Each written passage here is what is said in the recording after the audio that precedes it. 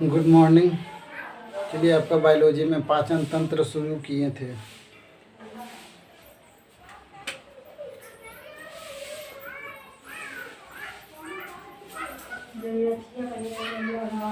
पाचन तंत्र, digestive system.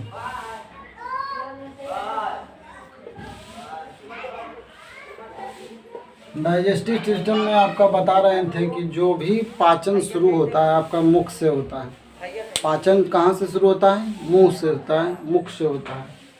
तो मुंह से शुरू होता है तो मुंह के बारे में पहले शुरू में पढ़ेंगे। तो मुंह में आपका क्या क्या चीज़ आता है? मुंह में आपका दांत आता है,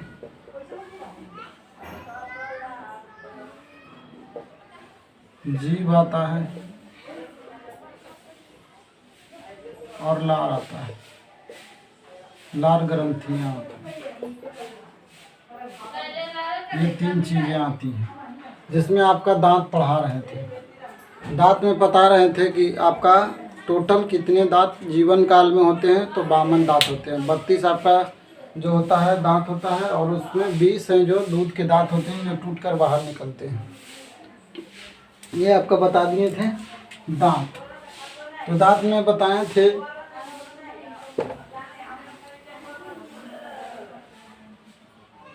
दांत आपको बताए थे इंसीजर। शुरू वाले 4 दांत क्या कहलाते हैं? इंसीजर। 1 2 3 4 ये 4 दांत क्या कहलाते हैं? इंसीजर। जो सबसे आगे होते हैं दांत में सबसे अगला भाग ये जो दिख रहा है ये क्या कहलाता है? इंसीजर। क्या कहलाता है? इंसीजर। और इसके बगल में होता है केनाइन। थोड़ा सा लंबा होता है। मांसाहारी में ज़्यादा लंबा होता है लेकिन आपका शाकाहारी या सर्वाहारी जो हम लोग पाए जाते हैं मनुष्य में थोड़ा सा लंबा होता है। तो थोड़ा सा लंबा होता है इसे कहते हैं, क्या बोलते हैं? केनाइन। इसको बोलते हैं इंसीजर, इसको बोलते हैं केनाइन। थोड़ा सा टेढ़ा पर आ गया है। ये क्या हो गया? ये हो गया केनाइन, ये हो गया इंसीजर, ये हो गया केनाइन। आपको दांत को बीच से बांटने के लिए बोले थे। खैर आगे अभी बढ़िए तब भी थोड़ा सा हल्का रिवीजन आपको करा दे। तो ये आगे वाला भाग क्या कहलाता है? आगे जो 4 दांत दिखता है उसे क्या कहते हैं? इंसीजर। आगे जो दिख रहा है वो क्या कहलाता है? इंसीजर। उसके बाद जो बगल साइड वाला सो हल्का सा नोखीदार होता है। हल्का सा क्या होता है? नुकीला होता है। ये आपको देखने में लगेगा, देखिए यहाँ साइड यहाँ का ये नुकीला टाइप का होता है। ये कहलाता है केनाइन। क्या कहलाता है? केनाइन। इसको इंसीजर को हिंदी में कहते हैं कृंतक, इसको बोलते हैं रदनक। समझ में आया? तो ये होता है आपका। उसके बाद आता है प्रीमोलर जिसकी संख्या 2 होती है। क्या होती है? 2 होती है। ये होता है प्रीमोलर। क्या कहलाता है? प्रीमोलर। क्या कहलाता है? प्रीमोलर। ये कहलाते हैं प्रीमोलर। जो बचपन में बच्चा में नहीं पाया जाता है दांत तो इसी को कहते हैं प्रीमोलर। जो बच्चा में नहीं पाया जाता तो कौन सा वाला नहीं पाया जाता है?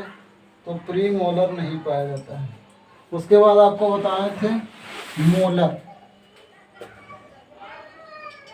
1 2 और ये 3।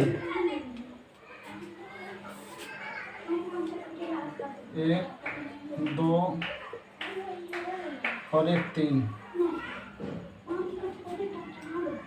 1 2 और 1 3। ये आपका होता है मोलर। क्या होता है? मोलर। क्या होता है? मोलर।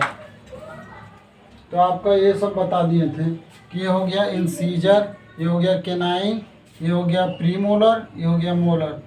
आपका बताए थे दांत का फार्मूला भी। दांत का फार्मूला इंसीजर, केनाइन, प्रीमोलर और मोलर। इंसीजर, केनाइन, प्रीमोलर और मोलर। इसमें बड़े वाला में बताए थे, क्या बताए थे? आपको याद नहीं रखना है। आपको याद दांत को भी नहीं याद रखना है। हड्डी में देखें क्लियर हो गया था कि नहीं कि 206 में किसी भी हड्डी को याद है, भूलने का संभावना तो नहीं है, सब याद होगा। उसी प्रकार दांत भी आपका सब का सब याद होगा। आप यहाँ बीच में दांत में ऐसे गैप में लगाइए और इधर देखिए 2 दांत, नहीं तो ये पार लीजिए और उसमें से बीच से काट दीजिए। बीच में से काटिएगा तो ये 2 हो गया, तो 2 इंसीजर। फिर केनाइन, 1 केनाइन। फिर 2 प्रीमोलर, ये बड़े वाला का लिखा रहे हैं। और ये हो गया 2 प्रीमोलर और 3 मोलर। और ये ऊपर होगा जो नीचे होगा। और बच्चा में क्या बताए थे? बच्चा में ऊपर में क्या होगा? इंसीजर 2 होगा, केनाइन 1 होगा और प्रीमोलर दोनों में होगा। लेकिन मोलर में भी आपका क्या होगा? 2 गो, एगो थर्ड मोलर नहीं होगा। थर्ड मोलर बच्चा में नहीं होता, तो थर्ड मोलर नहीं होगा। तो ये बचेगा 2 और नीचे बचेगा 21, 0, 2। तो ये आपका बच्चा वाला फार्मूला हो गया, दांत फार्मूला, बच्चा दांत फार्मूला। ठीक है, तो आपका ये सब बता दिए थे। यहाँ तक समझने में कहीं परेशानी, कहीं दिक्कत?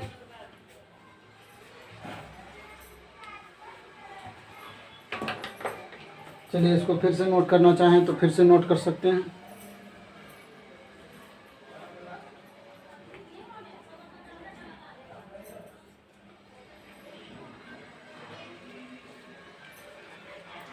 चलिए मिटा दें।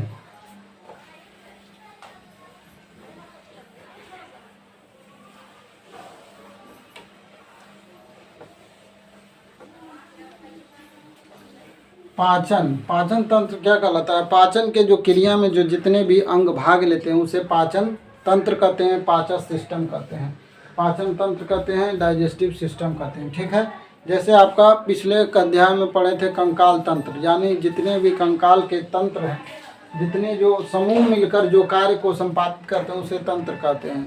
जैसे आप लोग देखते हैं नदी तंत्र कहलाता है, तो नदी के जितने भी अंग मिलते हैं वो सबको नदी तंत्र का निर्माण करता है। उसी प्रकार घर तंत्र कुछ भी होता है, मशीनी तंत्र, मोबाइल तंत्र, मतलब मोबाइल के जितने भी अंग मिलकर एक मोबाइल का निर्माण करते हैं। उसी प्रकार पाचन तंत्र है, पाचन की क्रिया में जितने भी अंग सहायक होते हैं उन सभी को सामूहिक रूप से हम पाचन तंत्र कहते हैं, डाइजेस्टिव सिस्टम कहते हैं। ठीक है, अब पाचन क्या होता है? पाचन होता है वास्तविकता में क्या कि जो हम भोजन लेते हैं उसको सरल रूपों में तोड़ने की क्रिया, सरल रूपों में तोड़ने की क्रिया ही पाचन कहलाती है। सरल रूपों में भोजन को सरल रूप में तोड़ने की क्रिया क्या कहलाती है? पाचन कहलाती है। पाचन का प्रारंभ आपका मुख से होता है। ये देखिए, ये हो गया ग्रास नली, ये हो गया ग्रास नली।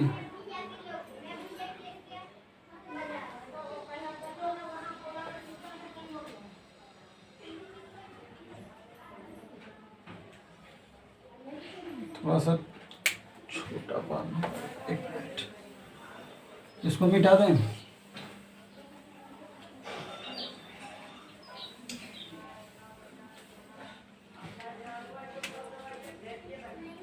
ये देखिए आपका मुंह हो गया और मुंह से ये आपका नली हो गया, ये हो गया ग्रास नली, और ग्रास नली हो गया, ये हो गया आमाशय,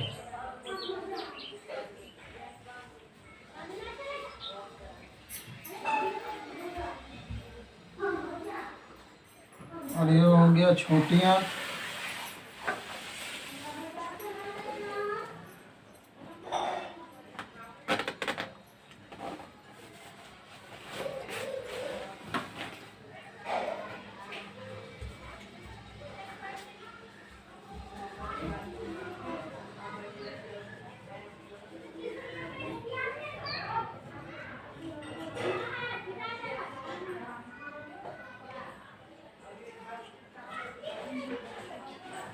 ये हो गया रेक्टम मलाशय, और ये हो गया गूदा एनस।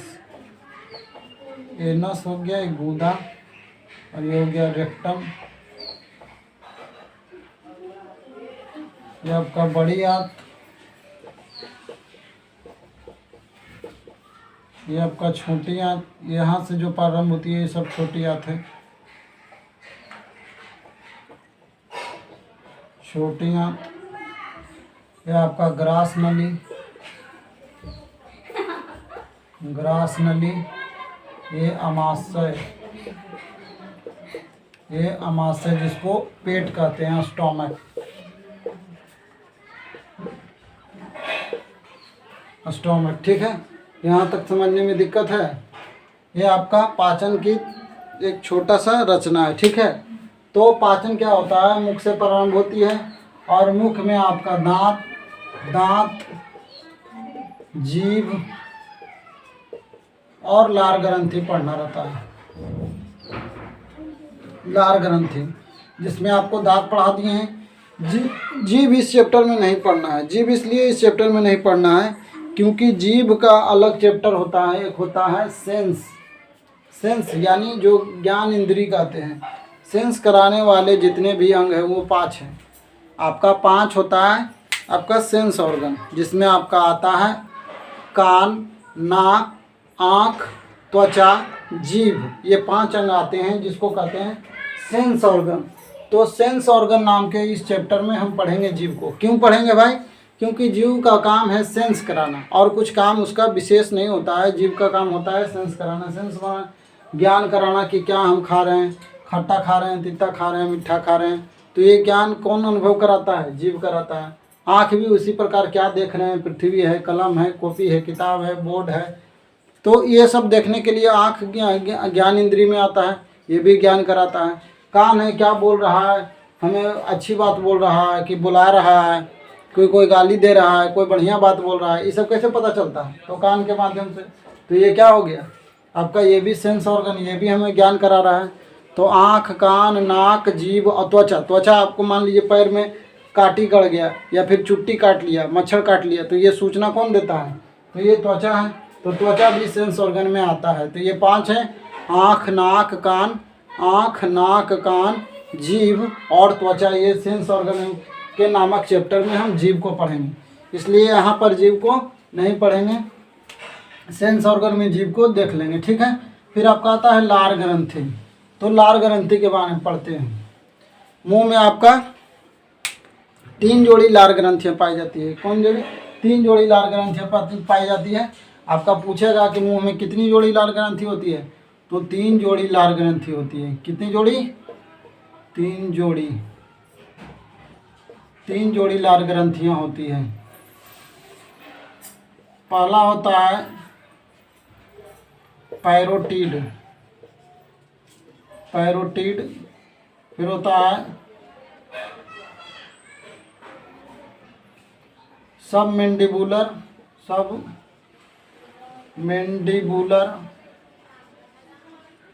और होता है सब लिंगुअल, ठीक है। तो 3 जोड़ी ग्रंथियाँ पाई जाती है।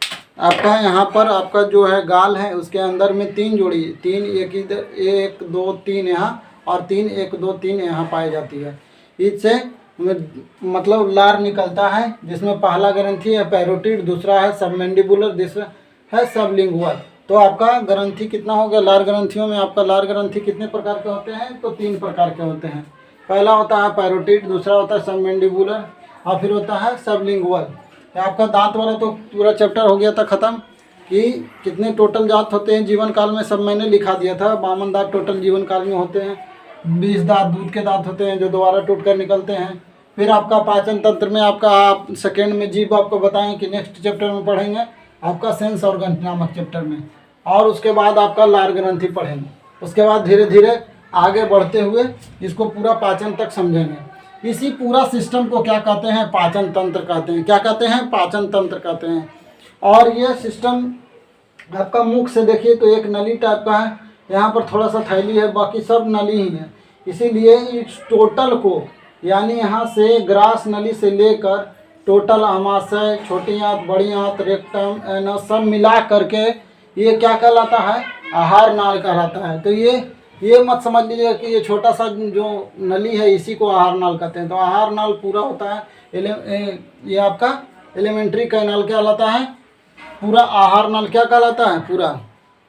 क्यों? क्योंकि यहाँ पूरा नली के आकार का रहता है और पूरे भोजन इस नली के दौरान घूरते घूरते ही पूरा पाचन क्रिया संपन्न हो जाती है। इसीलिए आहार नाल इसको पूरा तंत्र को कहते हैं, ना कि इस ग्रास नली को ही आहार नाल। इसको कहते हैं इंग्लिश में ओइसोफेगस। क्या कहते हैं? ओइसोफेगस कहते हैं। ओइसोफेगस क्या कहलाता है? ओइसोफेगस कहलाता है। ये इंग्लिश हिंदी में कहते हैं ग्रास नली। तो इस पूरे तंत्र को ही डाइजेस्टिव सिस्टम, पाचन तंत्र कहते हैं। और इससे भोजन को क्या करता है, भोजन को छोटे छोटे सरल रूपों में तोड़ने का काम करता है और उसी को पाचन कहते हैं। जैसे हम पाचन खाएं, भोजन खाएं, रोटी चावल जो भी खाएं, उसमें वो तो डायरेक्ट हमें मिल गया, उसमें मिला हुआ, लेकिन अब कैसे हमको हमारे शरीर को प्रोटीन चाहिए, कैसे मिलेगा? तो उसमें क्या करता है, पाचन में तोड़ देता है और उससे कार्बोहाइड्रेट निकाल लेता है। विटामिन्स है, सी है, डी है, ई है, जो भी है सब विटामिन्स को निकाल लेता है। फिर आपका प्रोटीन है, कार्बोहाइड्रेट है, स्टार्च है, मंड है, जो भी है सब पदार्थ को यह तोड़ कर क्या किया जाता है, उसे निकाला जाता है। इसीलिए इसे क्या कहते हैं।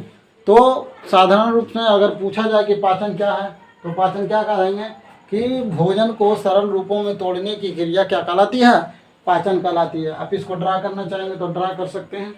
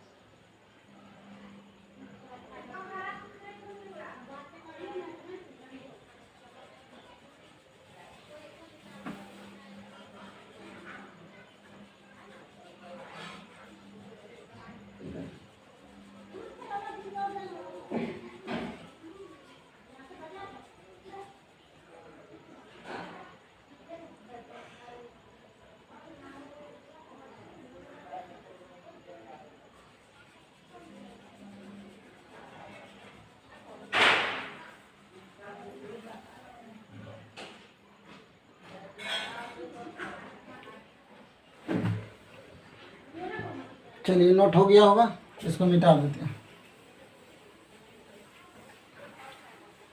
आपका अभी लार ग्रंथि चल रहे हैं, सलेवरी ग्लैंड,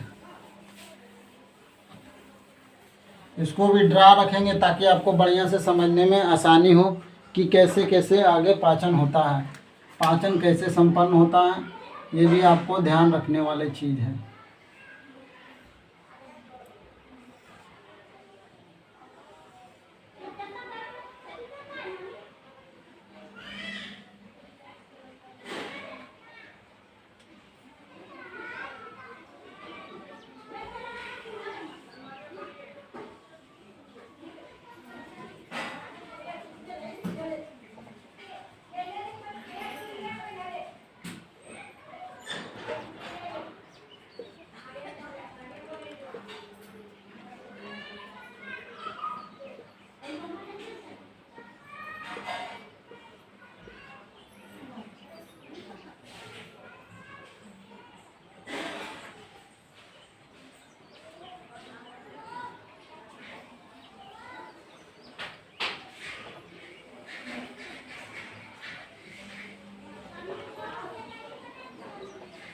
ये एनस कहलाता है, इरेक्टम कहलाता है, ये स्टोमक हो गया, अमाशय इसको बोलते हैं, मलाशय इसको बोलते हैं, गूदा, यह आपका ग्रास नली, एसोफेगस,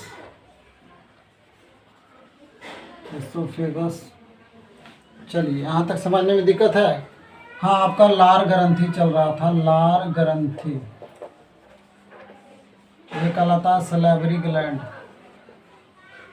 सलेवरी ग्लैंड। इसमें आपका 3 बताए थे, पैरोटीड, सबमैंडिबुलर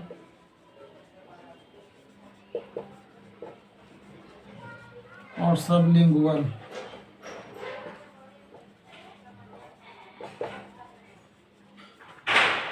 ठीक है, तो ये 3 जोड़ी ग्रंथियां पाई जाती है। सबसे इसमें बड़ी ग्रंथि पूछेगा कि लार में पाए जाने वाली लार ग्रंथियों में सबसे बड़ी ग्रंथि कौन सी होती है, तो आपका पैरोटीड होता है। क्या होता है, पैरोटीड होता है। कभी कदाल क्या होता है कि इसमें एक बीमारी आ जाती है जिसको मम्प्स बोलते हैं। छोटे छोटे वायरस के वजह से हो जाता है। जैसे क्या होता है कि त्वचा के अंदर चल जाता है, यहाँ पर क्या हो जाता है, यहाँ पर सूजन आ जाती है, जिससे आप देखते होंगे कि एक पट्टी आता है उजला वाला,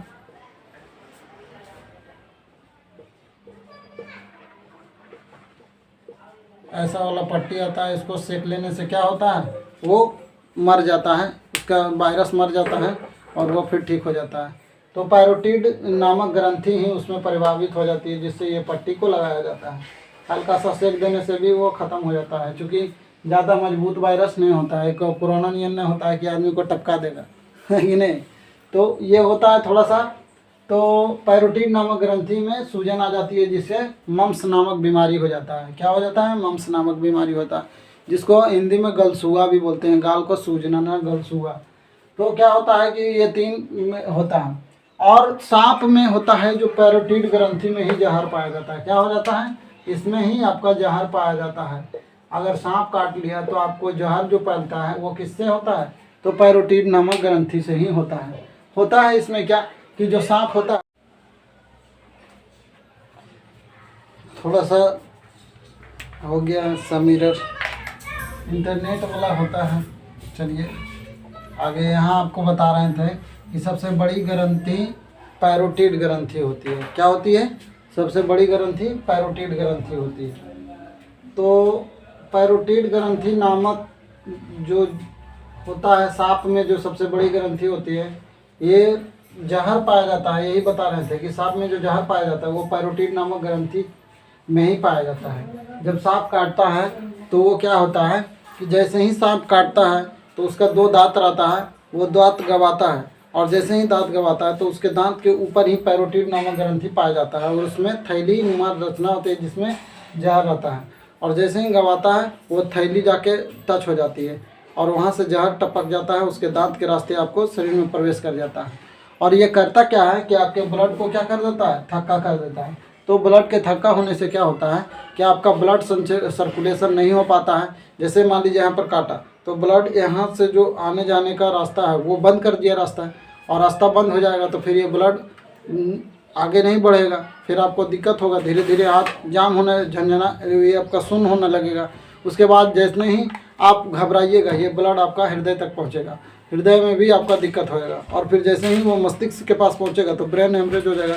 वहाँ तो ब्लड एकदम क्लॉटिंग होना ही नहीं चाहिए। तो सबसे पहले ये तंत्रिका तंत्र को प्रभावित करता है, क्योंकि यह पहले तो ब्लड को जमना स्टार्ट कर देता है। इसीलिए डॉक्टर क्या करता है कि जैसे ही आपको सांप काटता है तो आपको बहुत सारा पानी चढ़ा देता है, ताकि उसका आपका ब्लड को क्या कर सके, पंचुचूर कर सके। पंचुचूर माने एकदम पानी के जैसा कर सके, मान लो एकदम पतला डाइल्यूट जिसको बोलते हैं, पतला एकदम कर दे, जिससे वो जितना जहर जाए वो उसको गाढ़ा करे, उससे पहले ही वो पतला हो जाए, तो गाढ़ा नहीं होगा और फिर आप बच जाएंगे।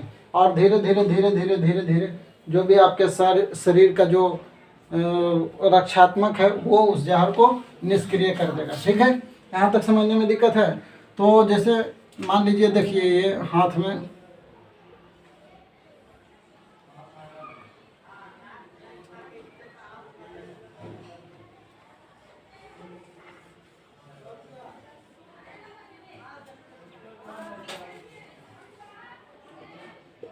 यहाँ पर सांप काट लिया तो यहाँ पर से आपका जहर चला गया, तो यहाँ पर क्या होता है कि यहाँ पर ब्लड जम जाता है। तो आपको इससे अच्छा है कि आप झाड़ फूँक में जाएं, इससे आप जल्दी से जितना नज़दीकी हो सके हॉस्पिटल में जाएं और उसका क्या करें, इलाज करवाएं, और इससे एंटीटॉक्सिन ले, उसके बाद उसका निष्क्रिय जहर को नष्ट हो जाता है। डॉक्टर क्या करता है कि इधर आपका एंटीटॉक्सिन तो दे ही देता है, साथ में साथ आपको पानी चढ़ाते रहता है, क्योंकि वह काम जितना देरी में करेगा, कहीं आप घबरा गए और वह ब्लड तेज़ी से फैल गया तो फिर ये बहुत ज़्यादा नुकसान हो जाएगा और आपको बचाना ज़्यादा कठिन हो जाएगा। तो इसलिए क्या करता है कि इधर से आपका पानी भी चढ़ाते रहता है ताकि आपका ब्लड पानी मतलब पतला होते रहे, और इधर से आपका एंटीटॉक्सिन भी काम करते रहे, तो दोनों काम होता है और सामान्यतः बच जाते हैं। बहुत ही जब जैसे जहर होता है जो अलग अलग सांपों में अलग अलग पाया जाता है। जो भारत में सांप पाया जाता है उसमें बहुत ही कम चांस है कि वैसा मतलब जहरीला है, लेकिन फिर भी आपको अलर्ट रहना है, थोड़ा सा, ज़्यादा नहीं लेकिन फिर भी बहुत कम सांप होते हैं जो बहुत ही खतरनाक रूप वाला जहरीला होते हैं, जैसे कोबरा वोबरा हो गया, ये सब काट लेने के बाद थोड़ा सा मुश्किल है बचना। लेकिन सामान्यतः जो होता है इधर बोलते हैं, और भी बहुत सारा नाम होता है, ये सब सांप से उतना टेंशन लेने की ज़रूरत नहीं है। तो ये सब ध्यान रखना है, अगर आपको कभी काट ले तो उसका भी ध्यान रखना है कि कैसे उससे बचना भी है, ठीक है। तो जहर जब प्रवेश करता है तो वो ब्लड को क्लॉट कर देता है, जमा देता है, जिसकी वजह से ब्लड सर्कुलेशन नहीं हो पाता है और आदमी की मृत्यु हो जाती है। अब आपको बता रहे थे कि लार में 4 प्रकार के एंजाइम पाए जाते हैं, लाइसोजाइम, डायस्टेज, म्यूलिन और टाइलिन। तो इसके बारे में अब पढ़ेंगे। और सबमैंडिबुलर और सबलिंगुअल के बारे में थोड़ा सा बता देते हैं कि जो भोजन होता है वह इसे अम्लीय से क्षारीय बनाने के लिए ये तीनों स्रावित करता है। हमारे जो शरीर में जो मान लीजिए हमारे यहाँ थोड़ी जहर पाया जाता है, तो पैरोटीड का थोड़ी ये जहर निर्माण करना, ये सांप में पाया जाता है। लेकिन हमारे जो शरीर में है वो तीनों ग्रंथियाँ पैरोटीड, सबमैंडिबुलर और सबलिंगुअल मिलकर क्या करते हैं, भोजन को क्षारीय बनाने में मदद करता है।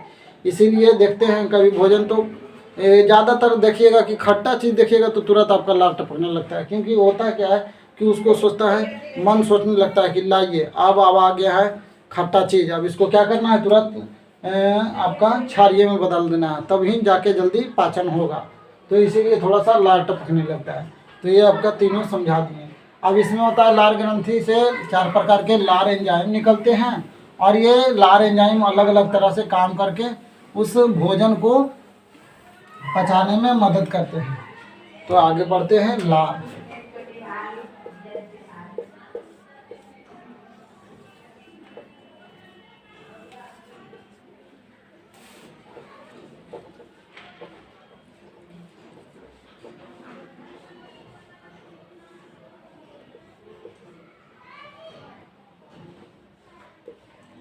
लाइसोजाइम, उसके बाद आपका आता है म्यूलिन, फिर होता है डायस्टेज,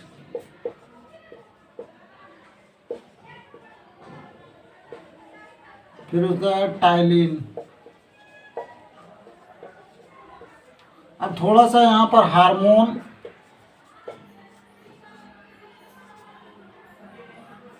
हार्मोन और एंजाइम में समझ लेते हैं।